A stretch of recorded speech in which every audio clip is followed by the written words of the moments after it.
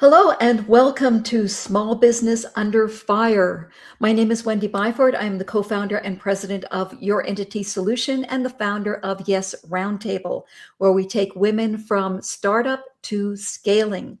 I have as my special guest today, Nick Gipson. Nick is the founder and CEO of Gipson Cyber, a cybersecurity firm dedicated to delivering military-grade security services to small and mid-sized organizations. Prior to founding Gipson Cyber, Nick served as a digital forensic investigator for the Department of Defense, where he conducted sensitive investigations and complex cyber incident response. So welcome, Nick. Thank you, Wendy. I'm so happy to be here. Well, we're really excited to hear what you have to say because we have lots of people who have small businesses, and cybersecurity is becoming a bigger and bigger issue. Nobody really understands what it is. They don't know whether they're a target or they're not a target, and if they are, what to do about it. So I'm really happy to have you here so that you can demystify this whole thing and tell us what we should be doing. So with that, Awesome. Yeah, great. I'm going yeah, to turn this over to you and bring up your slides so that you can get started. perfect. Thank you so much. Okay, so thank you, everyone. My name is Nick Gibson. Like Wendy said, I was a digital forensic investigator for the Department of Defense for many years. I've recently started my company in the past 3 years to focus on small business cybersecurity. It's a very needed realm. 43% of the U.S. economy is small businesses, and 65% of cyber attacks last year happened to small businesses.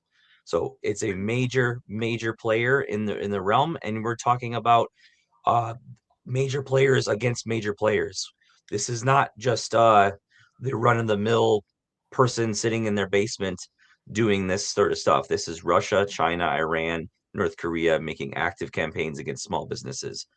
So we're going to talk about that more. We're going to talk about how we're going to let me get to there. We're going to talk about how law enforcement is meant for personal people, not for small businesses. We're going to talk about how antivirus is really just the first layer of defense. We're going to talk about deep fakes and impersonations against your business, and that everyone, no matter what type of business you have, has data worth stealing. Okay. So, the biggest thing that I want to talk about first is that hackers do not care what size you are. I have investigated events, cyber attacks for a small solopreneur outside of Colorado who's an accountant. I've done things for large businesses. I've done things for everything in between. Um, if you take in money, if you are a business that takes in money, you are a target for cyber criminals. You might not even take in digital money, but you have access to bank accounts and you have access to online systems, and you are a target. Case in point, the small entrepreneur accountant outside of Denver. I'll tell you that story because it's one of my favorites. It was one of my very first clients when I started my business. I was called out to Denver. This person was working out of their house. They had a really nice house. They've worked as an accountant for 30 years. It was a family passed down business from his father. And one day in April 2023, he got an email that said, "Hey, this is my W-2. I'm a new client. Please download it and give me a call."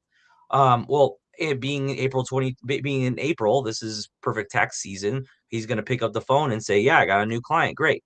Well, he downloaded the file. It was a fake PDF or a fake W-2. It allowed the attacker access to his complete system. He lost all 300 of his clients' data and didn't even know he was compromised until he was submitting claims to the IRS, and they were getting kickbacks saying that they've already been submitted, meaning that they're the cyber criminals not only stole their information but started submitting their own fraudulent claims in his name as a tax preparer. Wow. Is that so that they can get the refunds or? Yes, yes, the refunds went back to Chinese bank account addresses. Oh, wow. Yes. So Oh, yes. it was a targeted attack against a small business owner that's working out of his house that is a local, he does the local area. He's not a national target or anything like that. And it's happening all over the country. These are the attacks that you don't hear about on the news, but they're crippling for small businesses. Um, one of the numbers that really got me of why I started Gipson Cyber was that 60% of small businesses, and this is very true, and I've seen this firsthand, 60% of small businesses that have a cyber attack, a large scale cyber attack, do not last 6 months after that attack. Oh my goodness. And so it's not, big businesses can recover from this stuff. They have money, they have resources, they have the time, they have people, they can do it. Small businesses have none of that. They don't have time, they don't have resources, and they definitely don't have the funds to be able to attack this like a big business would be able to. They're not swinging around millions of dollars in ransoms. And so it sounds like as well, Nick, that most small businesses don't even know that they could have insurance for this type of attack. So they've got nothing Yes, to them. yes. I believe the last numbers I heard was maybe 11% of small business owners have cybersecurity insurance or some sort of cybersecurity type of insurance, and and yeah, even less probably have some sort of coverage in terms of adequate coverage of technical Mhm. cybersecurity personnel like myself and my team that are behind them. You know, cyber insurance, and also cyber insurance is great, and it will cover you when you as a last resort sort of thing. Mhm. But there's also something in cyber insurance that people don't understand is that you have to have cybersecurity coverage like antivirus, like Mhm. 24/7 monitoring for your cybersecurity policy to be valid. Right. Um, Good point. so yeah, just like if you're driving down the road without a seatbelt on and you get into an accident, it doesn't mean your insurance has to pay out because that's you not taking the full responsibility of wearing a seatbelt to prevent yourself from getting hurt. Right. So you need both. Somebody Yes, like you and your team and cyber insurance. Okay, good point. yes. Um, so also, I'm gonna talk about one more thing, and we'll get into this. Actually, we'll get into this on this slide. Um, there are an increasing number of small business owners getting impersonated and their social media accounts compromised and then used for impersonation Mhm. after the fact. It is a huge problem, uh, almost to the fact that almost every small business owner that I have come in contact with has had that happen to them at one point in time.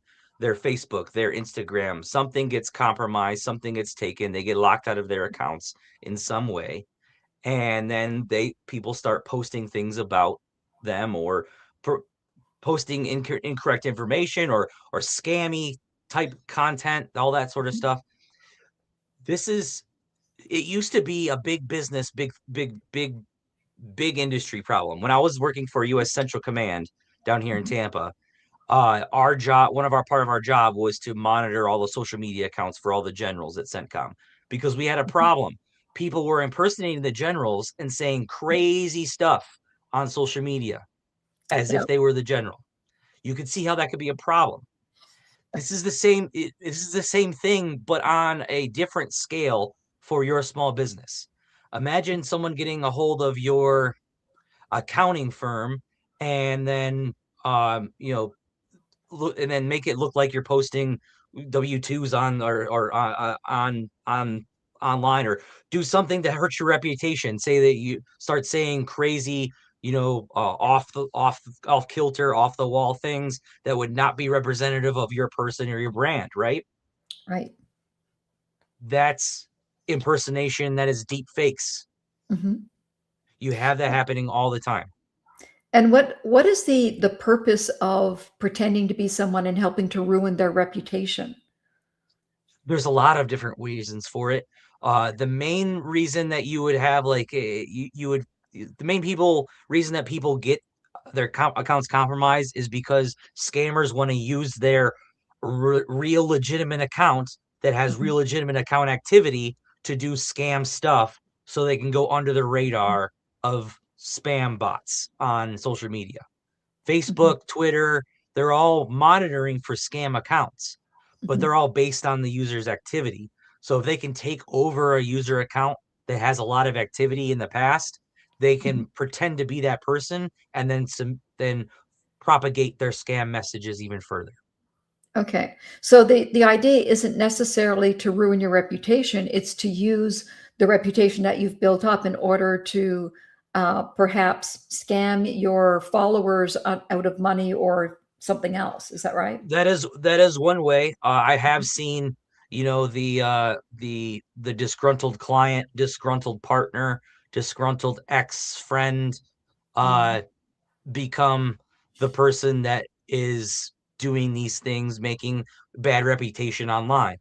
Mhm. So that it doesn't just happen from anonymous people. It could happen from your personal Right. interconnections that are, blurring the lines. Okay. Got it. Yes. Um, and believe me, I'm going to say this again because this is very important. No Mhm. one is too small to be compromised. No one. If you Right. are day one and you take in money as a Mhm. business, people want access to you. It's just it might even it might again it might not even be you that they're wanting access to. Mhm. I have a lot of clients that are, they do staffing, medical staffing, staffing at Mhm. colleges and things like that. They're leverage points. They are jump points into those larger organizations. If you're a staffing company and you get a contract from the local giant hospital, great. I'm really proud of you. And that's going to really be helpful to your business. You're now a target for anyone that wants to attack that hospital. Okay. So this is pretty insidious. Oh yes, and it's getting more and more insidious by the day. It is downright diabolical. Right. Um, so I want to talk now. I want to talk about how how law enforcement handles small businesses. Now, I'm not saying I want to put this out there. I'm not saying this is for like cyber stalking, cyber harassment, personal cyber cases. That's different. Law enforcement does handle those fairly well and in good timing if you can get enough evidence against the person, which is always the thing. But businesses, small businesses, no one is really out there. You can't just go to your local police department and say, "Hey, my business has been hacked. Can you help us?" They won't help you. They don't have the resources. Case in Mhm. point, that small accountant outside of Denver that I Mhm. was talking about in the beginning. Right. Um, we called the FBI and the IRS because we had mandatory reporting to those people because of the accounting industry, right?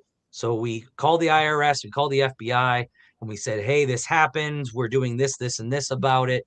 And they said, "Great, thank you for reporting it." And they hung up the phone.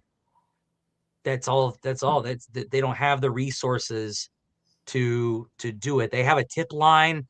They Mhm. have places where you can report this stuff, but no one's coming for you in the terms of the law enforcement for your small business. Right. So It's you scary, really need kind of. so if you're on your own, you really need to know who to call pretty quickly. Yes, yes, and that's what we do. We Mhm. Right. respond to small businesses as quick as possible because time is of the essence when in cyber attacks. I'm talking seconds, not minutes or hours. Seconds Wow. matter in cybersecurity. Wow. Now so a lot of people don't even know that they've had an attack immediately. Yes, on average it takes 21 to 45 days for the attacker to actually be known on a system. Wow. So at that point, you could have had all kinds of damage done to your Yes. system, and you have no idea. Yes. Okay. And it's much worse to get told about all the data that you lost than to get told, hey, someone's trying to get in and we're going to stop it, right? Right. Prevention a pound. What's the old saying? An ounce of prevention is a pound of cure. It's Yes. 100% true here in cybersecurity. Prevention is the best medicine. So going into that, antivirus is not a strategy. It's gone are the days where you could just protect your computer and think that your whole business is secure. Is your whole business on your computer? No, it's not. Right? You got Google, you got Dropbox and QuickBooks and payroll systems and whatever other systems you need to use for work. Well, including AI. All of that, including AI, especially AI, and that's a great point, Wendy. And I want to bring this up before I want to take a pin in this slide, and I want to bring this up. Just this past week, the Supreme Court ruled that anything put into ChatGPT or AI prompts is admissible, searchable information by the courts, meaning that it is public information like the internet. So if you put in your information, if you say, I'm going to have it balance my books and you give it all of your account information, that is now public record. Wow. And I'll bet nobody saw that coming. No, everyone, I thought, oh, well, this is a private system that's only monitored by this. No, it is not. It is the internet. It is the internet with a nice search filter for it. That's all it is. Right. You're just posting your stuff online for everyone to see. Case in point, Samsung. Samsung had their employees were using ChatGPT to do some new product stuff, and one of their competitors went to ChatGPT, said, "Hey, what's Samsung up to?" It printed it out. They end running them to the market with a new product, and they lost billions or however many millions of dollars in market share. And there was nothing they could do about it because it was public information that they willingly put into the system. And this is something that really needs to get out there, because I will bet you that 9 out of 10 people have no idea that this is the case. Oh, yes. No, it just is. It was a landmark case that has been on the books, and it's going to open up a big snowstorm for all these AI companies, because now everything that they're putting into is public record across the board. So gone are the days when you could have a secure AI system. That doesn't exist anymore. What about AI systems that are created specifically for your company? Are they closed systems? Yes, they can be if they're done correctly. They need to be housed on their own separate servers in their own separate locations, away from all other types of servers, and generally not connected to the internet. That's the problem, is that small businesses almost can't afford, they can't afford the amount of servers and the amount of like we're actually part of my company is working on some data center stuff right now. Some of the systems that we're putting in there are $14 million. They're and that's what it takes to run these AIs.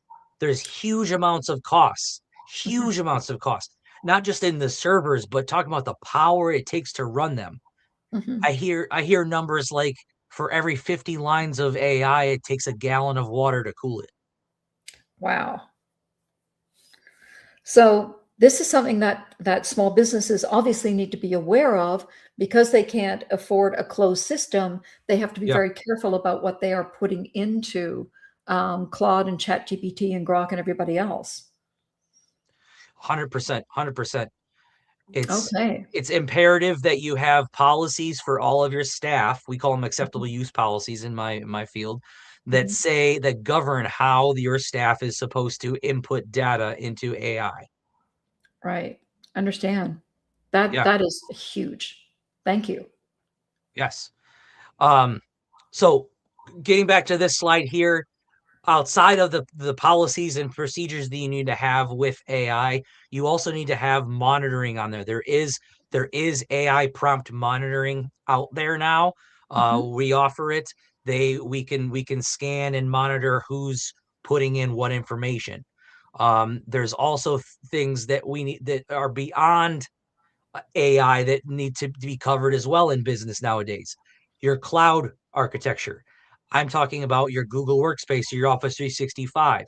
Yes, they have security on them, but the business security is basic at best. You have to upgrade it to get better security. If you're not upgrading it and you're just using the regular plan, which 90% of businesses are, they don't have the proper security that is automatically turned on by default that you would need to run a business, especially a business that takes in sensitive information. If you are an accountant, a finance manager, a wealth planner, anyone that takes in any sort of documents that clients would not want to get out to the public, you have a more responsibility to house that information securely. And that may mean keeping it in Google Drive. It may mean keeping it in a more secure location. So last thing I want to talk about was on this slide is account management.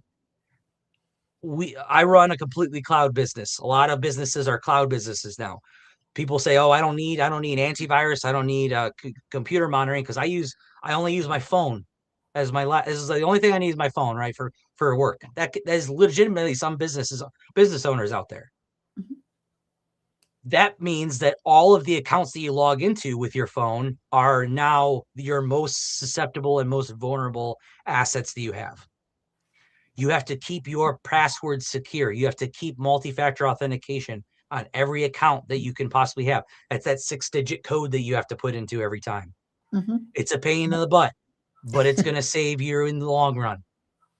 Right. Okay. That's one of the biggest things I could come out of this slide here.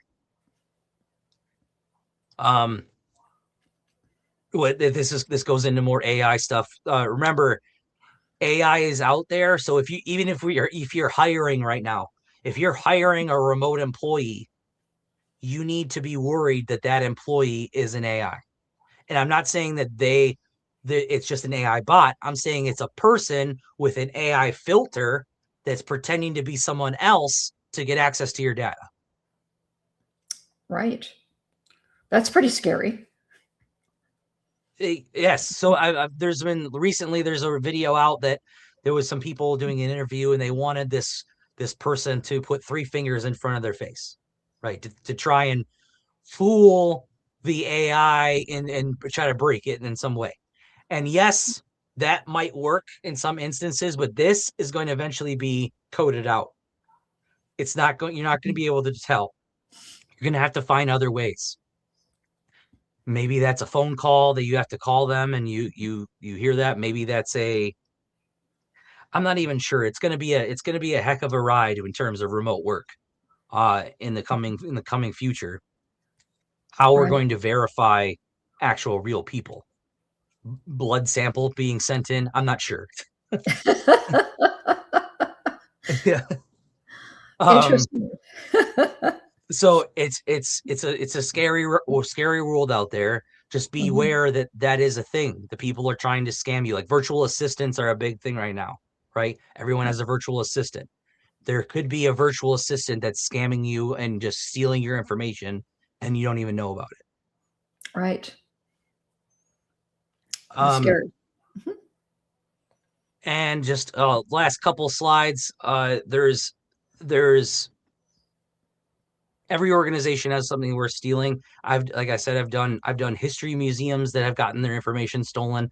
I've done law firms and accounting firms. I've done the last ransomware case I was on was for a glass making company in South Carolina. Not something that you would imagine would be on the list for a cyber attack, but it happens. Everything is online now. Your business is online now. It doesn't matter what industry you're in. Your business is online now. If you're a roofer, your business is online now. You might do roofs, but your business is online. Right. People are setting up meetings with you online. They're paying online. They're doing. They're finding you online. You're marketing online. They're calling you online. They're messaging you online. Yep. They're evaluating you online. Yeah. No one's showing up to the office anymore and asking for asking for a lawnmower or something like that, or Right. a painter. Like no one's doing that. Right. They're calling you and finding you on Google and Yelp and White Pages and Angie's List, all these Right. places. So here's some practical tips that some takeaways that you can have for today. These are the three of the best ways that you could go about broad strokes of protecting yourself in today's world. So read and be aware of cybersecurity attacks. Start learning about the things that are happening in your world. If you hear about a cybersecurity attack, understand how it happened. At least just read the New York Post article about it and see does this apply to my business? Does what they're doing apply to my business? Maybe they are. Maybe it's a HubSpot leak. Oh crap! You use HubSpot. Mhm. You're susceptible for it, no matter the size you are. Right. Identify those blind spots. Identify the spots that you are not comfortable with. You can see gaps in that you Mhm. just don't really understand. If you don't know those blind spots, get with someone like me and we'll help identify those blind spots. And then, build modern defenses.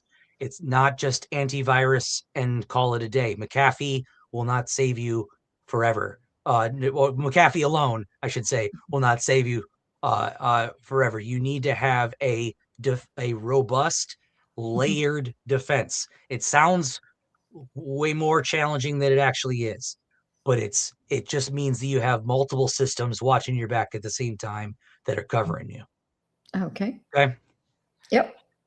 And this is you could scan for my website. And then if anyone that wants to talk with me, I have a free ebook on the 5 ways to set your company up for ransomware.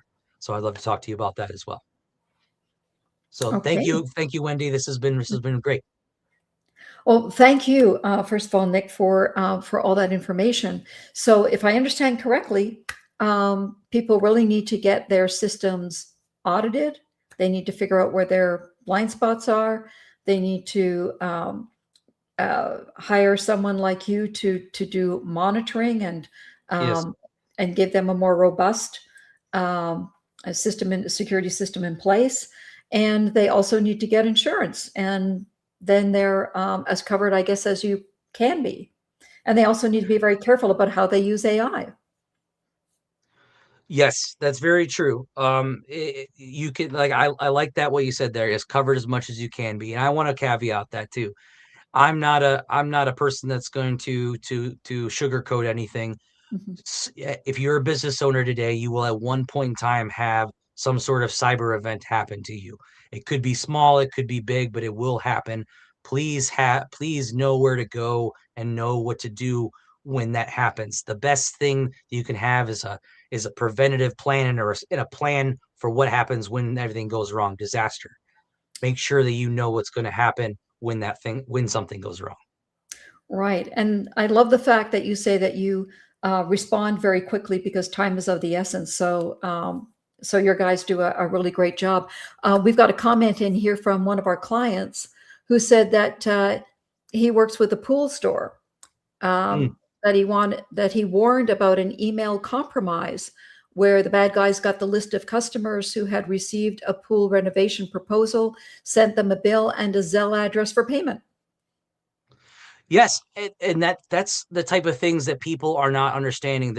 We have all these great tools for marketing right now. We can capture Mhm. all this data for our business, right? I know exactly who's visiting my website and getting all that information, but that is now a list of information and people's information that you have an obligation to keep. Right. You you it might not be social security numbers, Hmm. but if you're I don't know, let's say that you're a daycare. Okay, you're Hmm. a daycare, and now you have a list of people that were interested in your daycare service. I see a list of parents with children. Right. Do with that what you will, but Yeah. it's all in how you look at the data. It doesn't mean that Mhm. what your face value data that you're holding doesn't always mean it's what it's going to be used for. The other thing that I like that you pointed out on one of your slides is that people who steal this information don't necessarily use it right away. So Yes. even if you think there might have been a breach, well, the information isn't being used, you might think that you're okay, when in fact they're just marinating that information and they're going to use it later on. Yes, I mean that's every engagement that we do where we're coming and actually investigating and responding to a threat. We always add on 60 days of monitoring for all that because of those things. They will start to the last like I was saying, the last case I was on in South Carolina. They not only had this breach, but the breach people, they're the people that were doing this breach. The attackers wanted to put leverage on the company. So they started to do identity compromises of the staff of the company and started to exploit them and call them and harass them and try to break into their bank accounts and all these other stuff just to get leverage on the company. Yeah, it's really unfortunate, some of the things that they do, because they scare people, especially older people. They Mm, scare them to death with these scams. And yes. and a lot of times, if people have not been keeping up with this, they have no idea what's going on. Oh, yes. And it changes every day. It changes Yeah. every day. It's Um, one of the reasons I like cybersecurity because it changes every day and I get bored. So, so I don't ever get bored of it. Um, I seriously, tomorrow's threats are a new Mhm. day to today's threats. So, Right. and there is no way that you as a small business owner are going to be able to keep up with it. So that's why you need to hire. It's just part of a business expense now. Like you have to get insurance for your, like you talking about insurance, like you have to get Mhm. insurance for your brick and mortar business. You have to get Mhm. insurance and protection for your cyber business. You're not going to just not have flood and fire insurance or any sort of cameras on your money store or something like that, right? You're going to Right. have protection on it. Mhm. And that is the cyber world, the physical world has leaked into the cyber world, and now everything is online, and you need to protect it just as you would protect it in the real world. Right. Good point. Well, so everybody, please take down the information for Nick. If you've got your cameras, you can um, take a picture. If not, and you missed this, or you can always find the video that we're recording on YouTube, and look at the last slide. You'll be able to find Nick's information. If you want to get more information from him, you can either give him a call, 813-563-9562, or email him at info@gipsoncyber.com. Nick, I want to thank you so much for the information that you've brought us. I know that you are just a fount of information, so you could have done so much more, but really wanted to make sure that we kept this in a reasonable time frame. I know that the people watching now and in the future will be very thankful. And again, if you've got any questions or would like to find out more about what Nick and his team does, please get in touch with him. He and his team are absolutely fantastic. You're going to love working with them. And again, Nick, thank you so much. Thank you, Wendy. This has been great. I really appreciate you having me on. Okay. And for those of you who are not part of the Yes Roundtable, um, this is an ecosystem of masterminds, group coaching, group training, and resource directory that we put in place specifically for women who have done their proof of concept but are not ready to scale because they don't have their infrastructure built yet. We want to get you from startup to scaling. So get in touch with me at Your Entity Solutions so that we can have a conversation. Thank you again so much, Nick, and goodbye, everybody.